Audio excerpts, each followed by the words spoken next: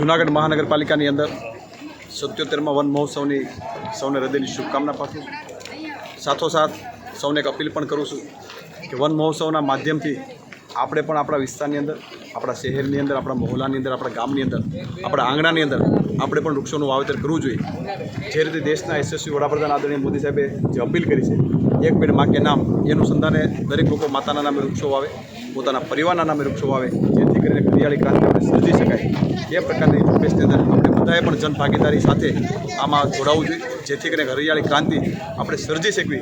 એ પ્રકારનું વાતાવરણ જો આપણે નિર્માણ કરશું, કારણ કે આપણે ભૂતકાળ જોયો છે, જ્યારે કોરોનાનો સમય હતો, જ્યારે માણસ ઓક્સિજન માટે ભટકતો હતો, ઓક્સિજન મળતું નહોતું, એ પ્રકારની પરિસ્થિતિમાં વૃક્ષ એક એવું વસ્તુ છે કે વૃક્ષ એક એવું જતન આપણે કરીએ, વૃક્ષના કારણે આપણે અનેક હજારો લોકોને વૃક્ષ પોતે ઓક્સિજન આપે છે, તદ્દન ફ્રીમાં ઓક્સિજન મળતું હોય, ત્યારે આપણે પણ આપણા વિસ્તારની અંદર મોટા પ્રમાણમાં વૃક્ષારોપણ કરો એવી આ સૌને અપીલ કરું છું, સૌને વિનંતી પણ કરું છું।